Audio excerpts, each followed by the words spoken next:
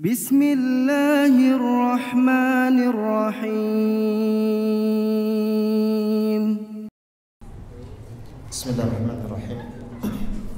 Assalamualaikum warahmatullahi wabarakatuh.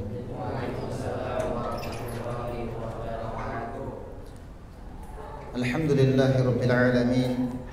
Nahmaduhu wa nasta'inuhu wa nastaghfiruh wa na'udzu billahi min syururi anfusina wa min sayyiati a'malina. May yahdihillahu fala mudilla lahu wa may yudlil falan tajid waliyyan mursyida. Alhamdulillahilladzi khalaqal insana min salsalin kal fakhar walladzi akhrajan nasa minadh dhulumati ilan nur.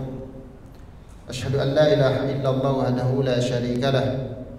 Wallahu alladzi la ilaha illahu alimul ghaibi wasyahadah huwar rahmanur rahim.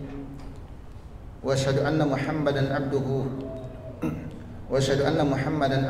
wa rasuluhu wa safiyuhu wa khaliluhu min khalqihi qad anna al-amana wa ballagha ar-risalah wa nassaha al-ummah wa jahada fi sabili hatta atahum min rabbil yakin. Usi nafsi wa iyyakum bi taqwallah faqad faza al-muttaqun wa la tamutunna illa wa antum muslimun.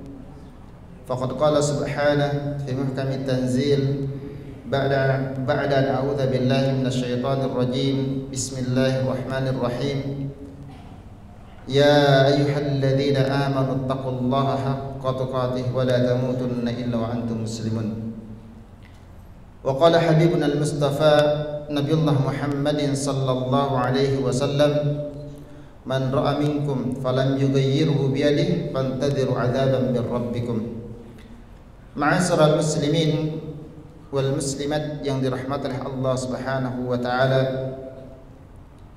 Alhamdulillah, pada malam hari ini kita sama-sama mengucapkan alhamdulillah atas limpahan rahmatnya kepada kita semua, sehingga pada malam hari ini kita masih diberikan kesehatan, masih diberikan kesempatan oleh Allah Subhanahu wa taala, sehingga dengan mudah kita melangkahkan kedua kaki kita memenuhi panggilan Allah Subhanahu wa taala.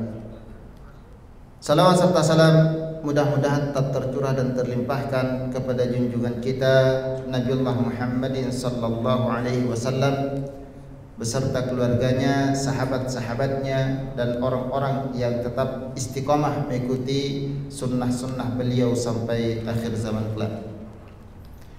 Ma'asyiral muslimin wal muslimat yang dirahmati oleh Allah Subhanahu wa taala, insyaallah malam hari ini kita akan melanjutkan materi kita, yaitu hadis arba'in. Kita sudah sampai di hadis yang ke-7. Insyaallah kita akan sama-sama belajar, sama-sama menambah wawasan keislaman kita. Mudah-mudahan dengan kita mengikuti kajian-kajian Islam dengan para masyayikh, dengan para guru-guru kita, bisa memudahkan kita dalam hisab nanti. Ma'asyiral muslimin wal muslimat yang dirahmati oleh Allah Subhanahu wa taala, di hadis yang ke-7, yaitu hadis yang menerangkan tentang nasihat, sebagaimana diriwayatkan oleh Imam Al-Bukhari dan juga Imam Muslim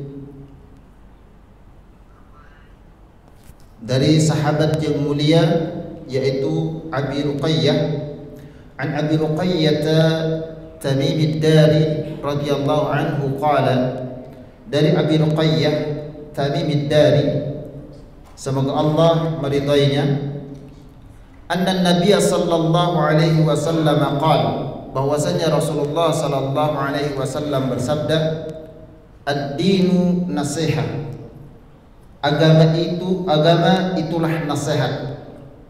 Qulna, kemudian para sahabat bertanya, liman, untuk siapa ya Rasulullah? Qala lillahi, nasihat itu untuk Allah, wa li kitabihi, nasihat itu untuk kitab Allah, wa li rasulihi, juga untuk Rasul Allah, wa li a'immatil muslimin, juga untuk pemimpin kaum muslimin wa ammatihim, dan nasihat itu juga wajib bagi kaum muslimin. Ma'asyiral muslimin wal muslimat yang dirahmati oleh Allah Subhanahu wa taala, yang dimaksud dengan nasihat, makanya Nabi sallallahu alaihi wasallam ketika mengajarkan sahabatnya, kadang Nabi mengajarkan sahabat itu dengan memegang pundaknya. Kemudian Nabi mengatakan, atadri. Kemudian kata para sahabat, apa yang kami harus tahu ya Rasulullah? Kadang Nabi juga mengajari sahabat itu dengan berdiri. Kadang juga Nabi mengatakan, apakah kalian mengetahui 5 yang diberikan kepadaku? Kemudian Nabi tidak langsung menjelaskan atau tidak langsung meneruskan. Makanya dalam hadis ini Nabi mengatakan ad-dinu nasihah, agama itu nasihat. Kemudian Nabi berhenti menunggu respon dari sahabat-sahabatnya. Apakah sahabatnya ini peduli? Apakah sahabatnya ini memperhatikan? Ataukah sahabatnya ini tidak memperhatikan apa yang disampaikan oleh baginda Nabi sallallahu alaihi wasallam? Makanya kata para sahabat ketika dia mengatakan ad-dinu nasihat, agama itulah nasihat, barulah kata para sahabat, liman? Mereka bertanya, liman ya Rasulullah? Untuk siapa ya Rasulullah? Kata Nabi, yang pertama, nasihat itu untuk Allah. Apa yang dimaksud dengan nasihat? Baik.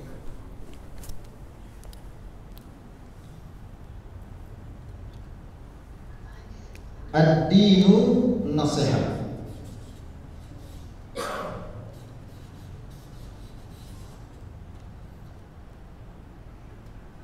Ad-din kita mengartikan agama itu nasihat, tapi kita tambahkan agama itulah nasihat.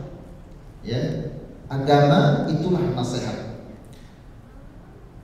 Sebagian ulama mengatakan yang dimaksud dengan nasihat di sini, ya, ada ulama mengatakan nasahtu al-asl.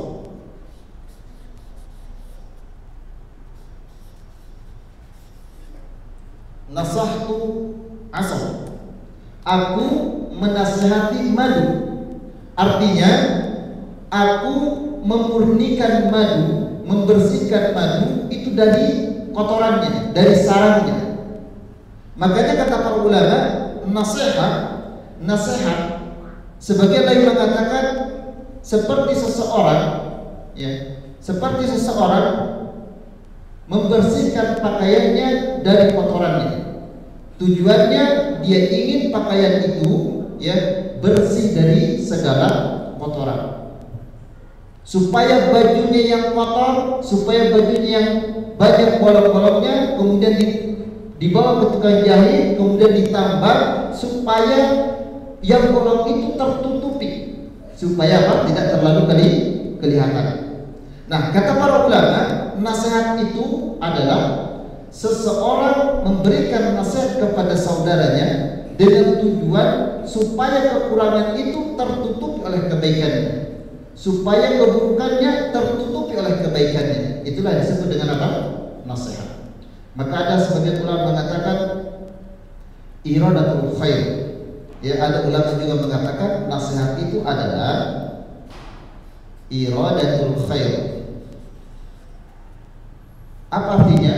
Yaitu orang yang memberikan nasihat kepada saudaranya, orang yang memberikan nasihat kepada temannya, tujuannya supaya temannya itu lebih baik dari sebelumnya. Inilah yang dimaksud dengan nasihat.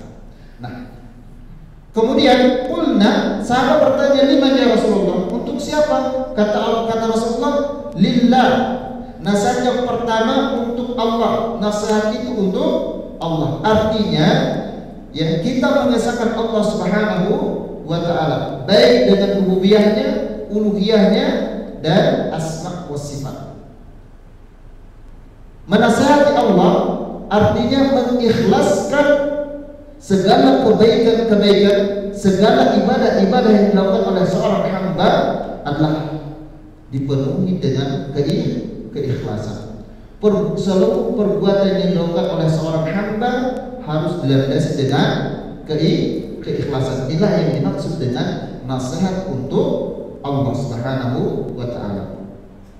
Mendakwakan manusia, mengajak manusia untuk kembali kepada Allah Subhanahu wa taala, yaitu kembali untuk sujud di hadapan Allah Subhanahu wa taala. Inilah makna dari nasihat itu untuk Allah Subhanahu wa taala. Karena waktu kita sempit, ya sedikit kita percepat ya. Karena kalau kita jelaskan ini panjang. Setelah Rasulullah mengatakan lillah wa likitabihi, dan nasihat itu juga untuk kitab Allah, artinya mempercayai bahwasanya Al-Qur'an yang diturunkan oleh Allah Subhanahu wa taala itu adalah kalamullah, adalah ucapan Allah Subhanahu wa taala. Pernah suatu ketika Imam Ahmad bin Hanbal dipaksa untuk mengatakan bahwasanya Al-Qur'an itu makhluk. Kemudian dipaksa dengan mengatakan, wahai Ahmad, katakan bahwasanya Al-Qur'an ini bukan kalamullah tapi makhluknya Allah. Apa kata Imam Ahmad bin Hanbal?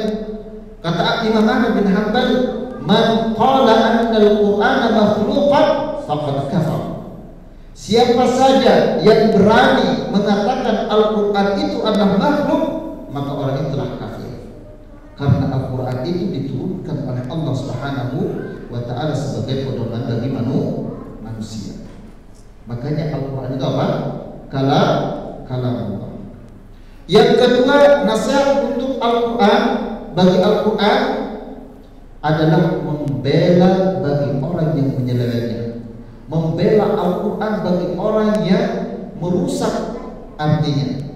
Membela dari orang yang memusnahkan Al-Qur'an. Ini yang dimaksud dengan nasihat likitabihi, yaitu untuk kitab Allah Subhanahu wa taala. Ma'asyiral muslimin wal muslimat yang dirahmati Allah Subhanahu wa taala. Inilah makna dari nasihat ya kepada Al-Qur'an atau kepada kitab Allah Subhanahu wa taala. Kemudian wali rasulihi, dan nasihat untuk rasulnya, yaitu mempercayai bahwasanya Rasul Allah Subhanahu wa taala, apa yang disampaikan oleh mereka, apa yang dilarang oleh mereka, kita mengambil apa yang disampaikan dan kita berhenti atau kita tidak mau melakukan perbuatan tersebut, perbuatan yang dilarang oleh baginda Nabi sallallahu alaihi wasallam.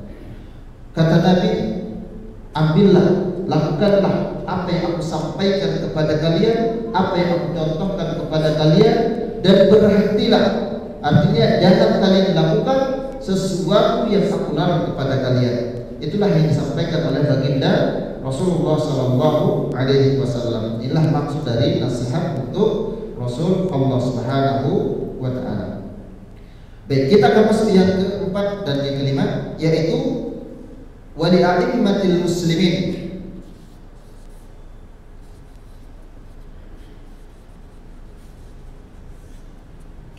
Wali a'immatil muslimin, yaitu nasihat bagi pemimpin kaum muslimin. Artinya seorang muslim wajib memberikan amar ma'ruf kepada pemimpinnya, wajib memberikan apa?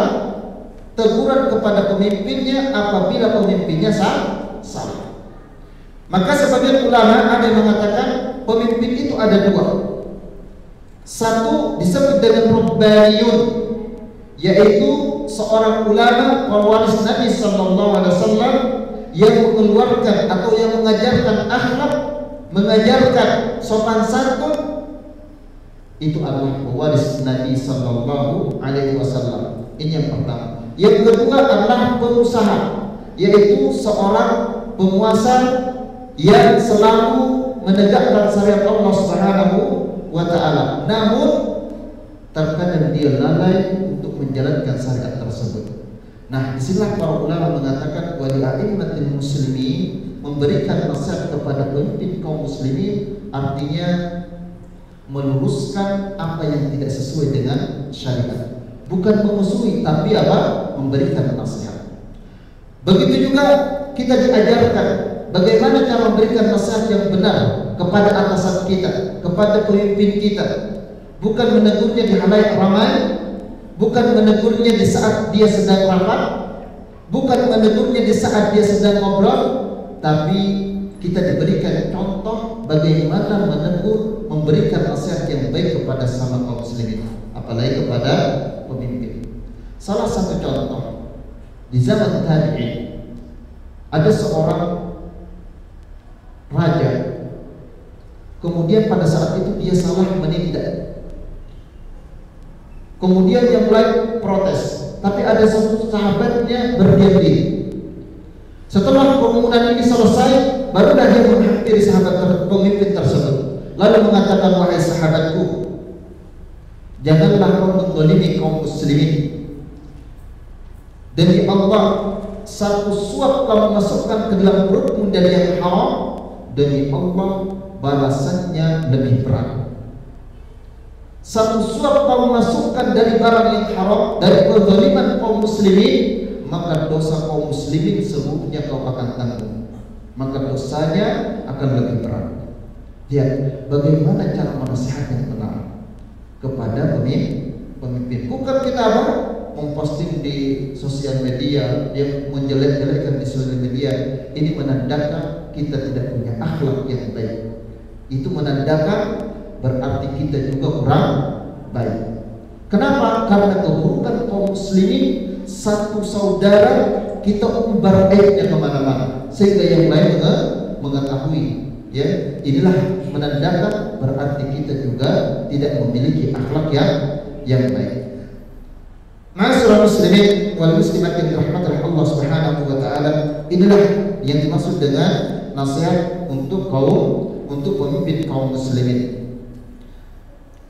Ada sebagian ulama juga mengatakan ketika pemimpin memerintahkanmu kepada syariat untuk menegakkan syariat, kemudian kamu tidak mau melakukannya, malah kamu menjelek-jelekkannya atau kamu menjatuhkannya, ingatlah wahai saudaraku, demi Allah kamu telah bermaksiat.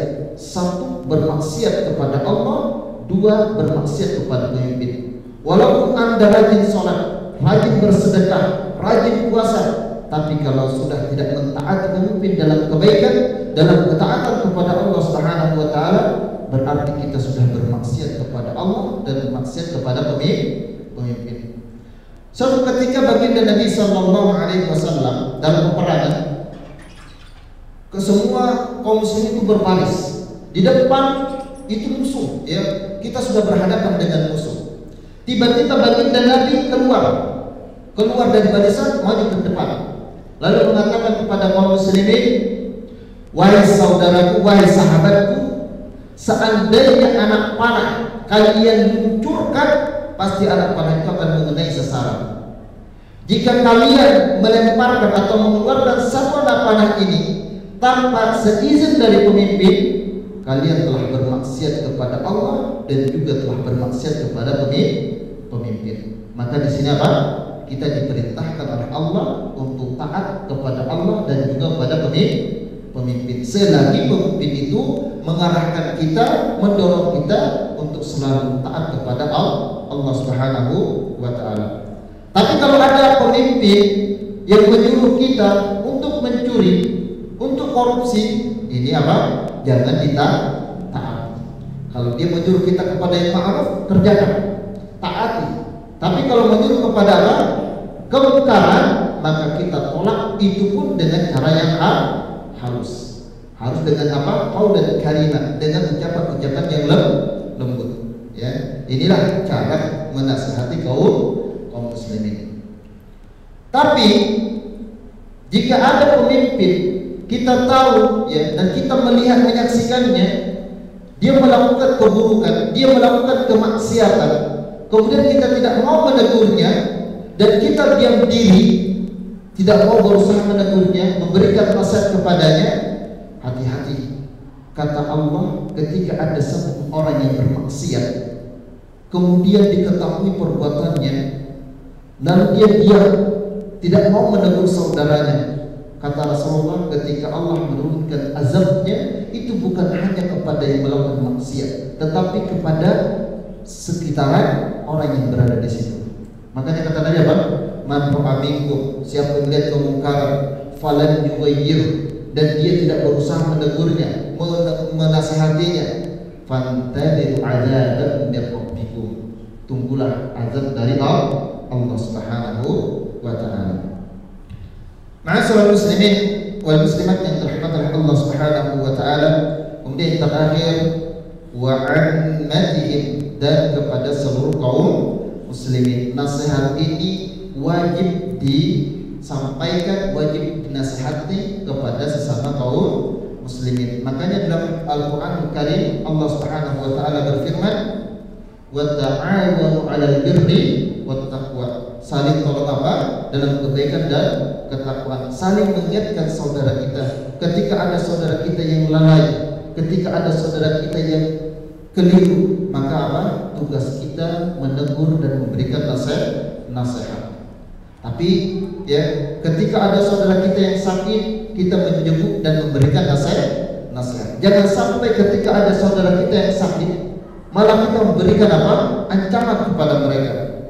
Contoh, ada fulan yang sakit stroke, kemudian kita datang ke rumahnya lalu mengatakan, fulan, kasihan, ikut ya merasa sedih. Tapi fulan, kemarin tetanggaku baru kena stroke sehari meninggal dunia. Nah ini apa? Nasihat yang tidak dibolehkan. Ini nasihat apa? Seakan-akan memberikan ancaman kepada saudaranya, sehingga apa? Orang yang kena stroke tadi merasa ajalnya sudah tiba.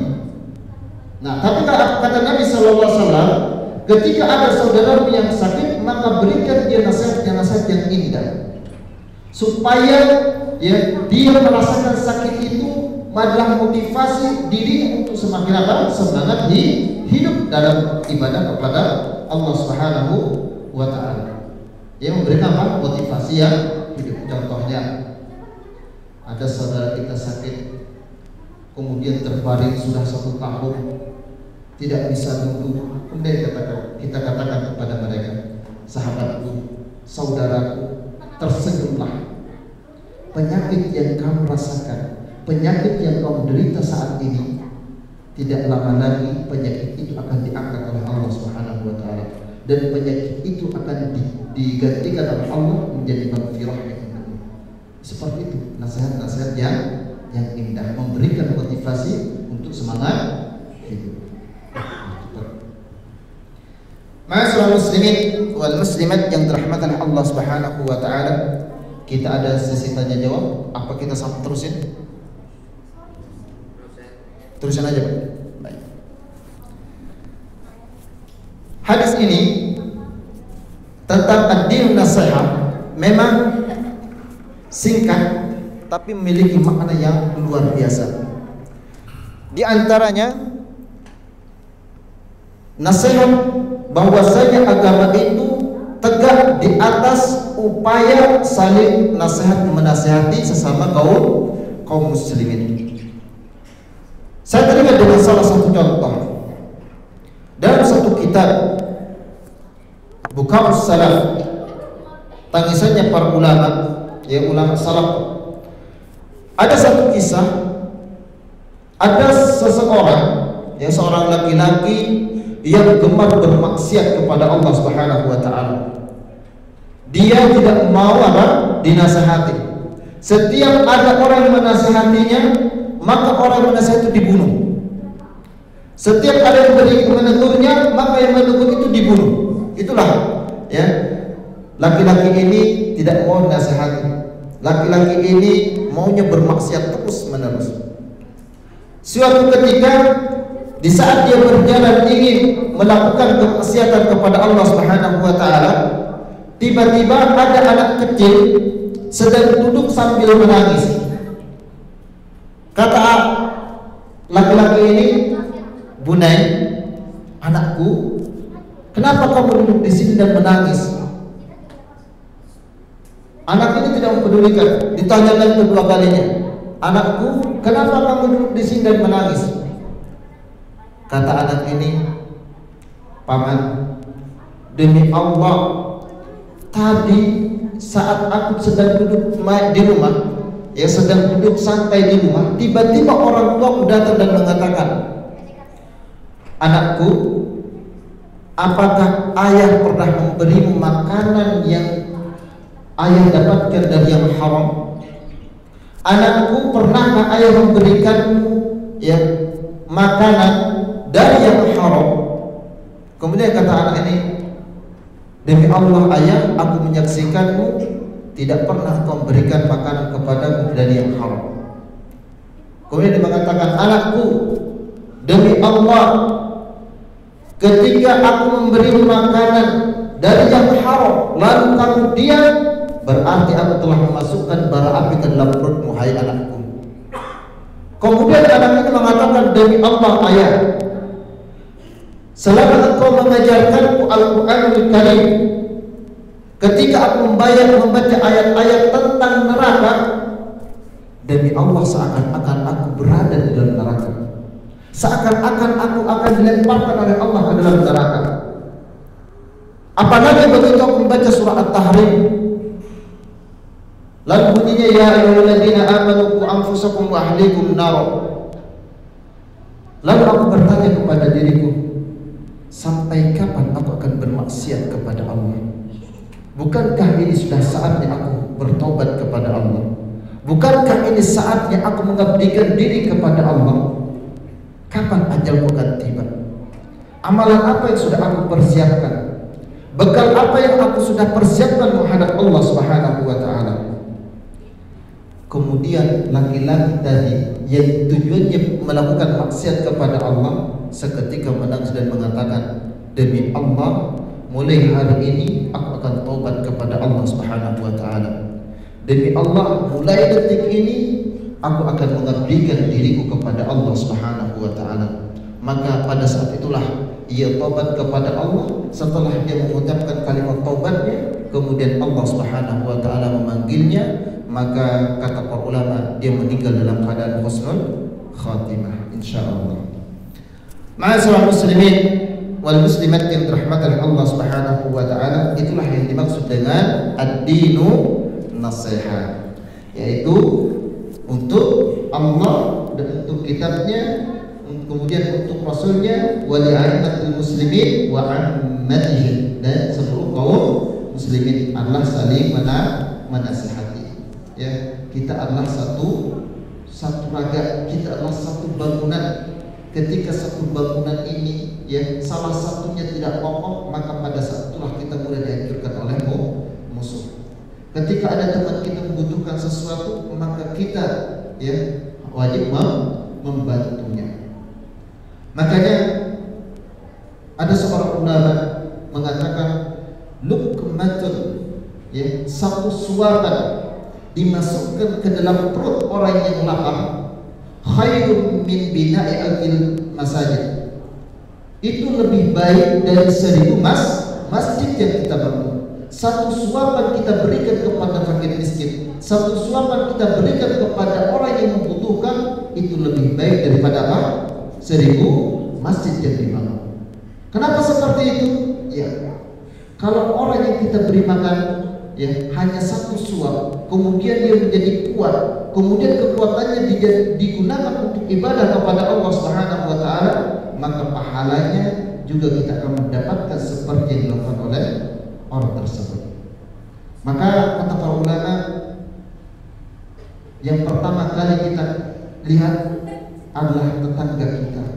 Kita sudah berbuat baik kepada mereka, ataukah kita tidak pernah berkunjung atau silaturahmi kepada mereka? Makanya Umar bin Khattab dalam Siyasat Syariah itu, dalam kitab Siyasat Syariah, Umar bin Khattab mengatakan, sahabatku, orang yang pertama kali kamu baiki adalah tetanggamu.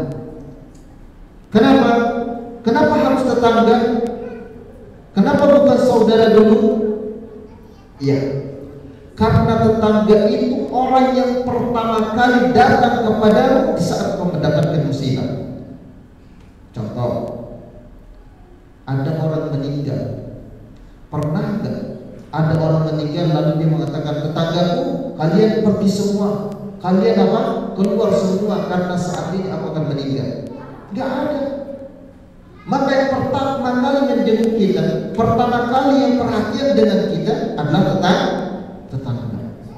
Ketika kita kebakaran, siapa yang pertama kali datang ke rumah kita? Bukan saudara, tapi apa?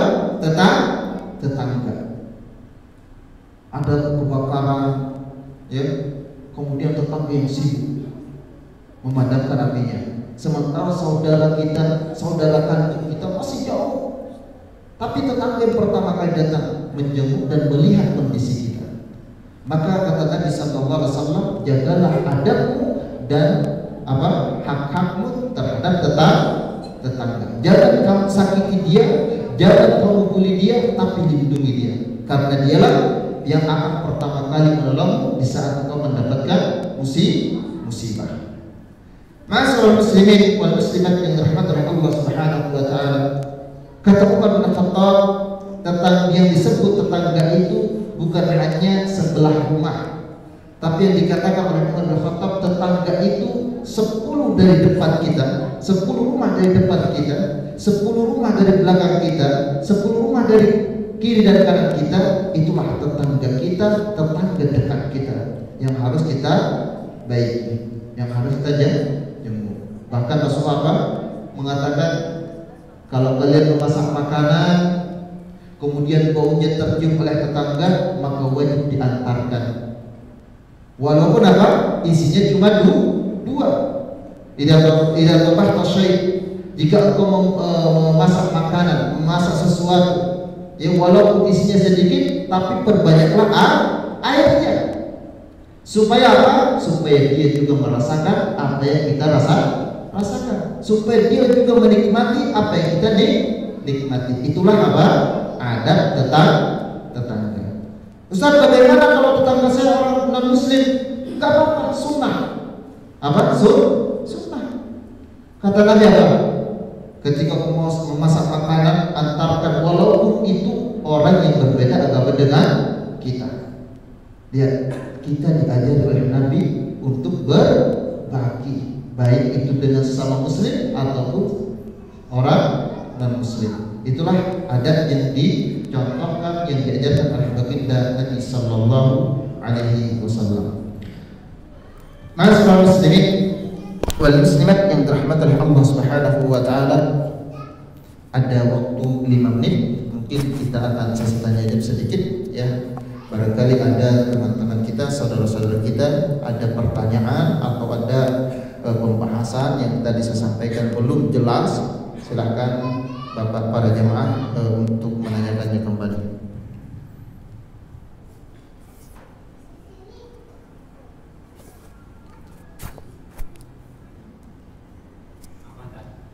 Silakan. Nasihat yang kedua kan untuk kita, Pak. Kan itu apakah apa yang kita lakukan, apa kan kita Allah tempat? Apa itu semua apa cuma lakukan? Baik. Jazakumullah khairan, masyaallah.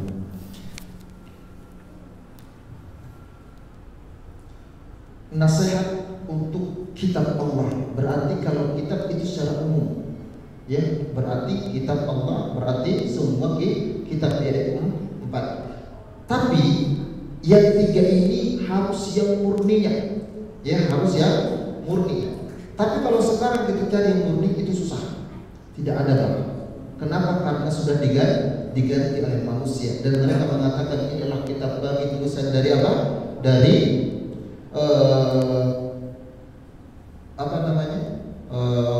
lah Tuhan kami, ya. Inilah kitab yang asli yang Allah turunkan kepada kami. Inilah kitab yang diturunkan kepada Nabi Daud alaihissalam. Sebagian ulama mengatakan yang dimaksud dengan nasihat di kitab ini untuk kitab Allah, ya berarti yang pertama ada yang mengatakan untuk seluruh kitab Allah yang 4. Tapi dengan syarat apabila 3 kitab ini berubah dari yang aslinya, maka tidak ada nasihat baginya. Tapi kalau masih asli, itu wajib dilindungi. Ini yang pertama. Pendapat yang kedua, ya, Ada yang mengatakan, Al-Khattabi juga pernah mengatakan dalam kitabnya, yang kemudian dia mengatakan yang dimaksud dengan wali kitabihi itu dikhususkan untuk Al-Qur'anul Karim, yaitu dikhususkan untuk Al-Qur'anul Karim. Maka ulama-ulama yang sekarang juga mengatakan bahwasanya yang disebut dengan wali kitabihi yaitu nasihat khusus untuk Al-Qur'anul Karim. Ya, ini ada khilaf. Tapi yang paling wajib adalah untuk Al-Qur'anul Karim. Walaupun ada yang mengatakan untuk seluruh kitab yang 4 ini ya untuk kita lindungi apabila masih asli. Ini ada yang mengatakan seperti itu, tapi yang paling sahihnya, yang paling disepakati oleh para ulama adalah khusus untuk Al-Qur'anul Karim. Itu khusus untuk Al-Qur'anul Karim. Wallahu a'lam bishawab.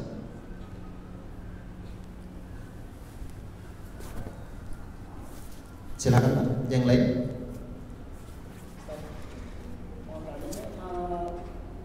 Masalah ahli kitab itu siapakah ya dan apakah masih ada sekarang ini?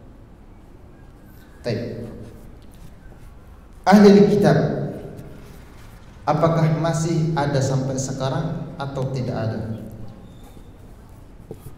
Kalau kita mengatakan ahli kitab itu masih ada atau tidak ada, sebenarnya masih ada. Salah satu contoh di Sudan Tengah dulu, ya di tahun 2015 ya. Kemudian ada sahabat-sahabat kita ketika berangkat ke sana, kemudian di sana sudah dikuasai oleh orang-orang kafir ya. Bahkan setiap ada kaum muslimin yang berangkat ke sana, maka pulang itu tinggal nama. Ya, dan benar, ketika ada yang kaum muslimin berangkat ke sana itu langsung dibunuh. Ya, di perbatasan langsung dibunuh. Kemudian beliau mengatakan di sana itu masih ada orang ya Yahudi. Masih ada orang Yahudi. Ya, keturunan orang-orang Yahudi. Ya. Mereka bersarang di sana, mereka tinggal di sana karena ingin menguasai apa? Ya, negara itu. Nah, bagaimana kalau di apa namanya? Di dunia ini apakah masih ada ahli kitab atau tidak ada? Wallahu a'lam bishawab. Ya. Apakah masih ada orang-orang Yahudi yang asli ya atau tidak? Setahu saya itu masih ada, Pak. Ya, setahu saya ya, karena di Sudan itu, ya di Sudan Tengah itu masih banyak ya ahli kitab juga ada, orang Nasara juga masih ada, ya itu semuanya masih ada di sana. Itu keturunan dari nenek-nenek mereka. Kalau yang ketua-ketua mereka atau pembesar-pembesar mereka, wallahu a'lam bishawab. Ya, saya kurang paham kalau itu, ya. Dan saya juga belum pernah ketemu. Ya, wallahu a'lam bishawab. Tapi kalau ahli kitab apakah masih ada atau tidak? Masih ada. Ya, tapi kalau pembesar-pembesarnya, kalau itu saya wallahu a'lam bishawab. Belum pernah ketemu. Nah, insyaallah nanti kalau ketemu saya sampaikan, Pak, insyaallah. Sudah selesai?